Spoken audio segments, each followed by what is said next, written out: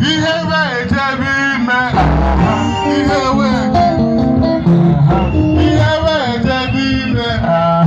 ihe wee jebe ime Peter Mbaba anyị tụbara oke be anyị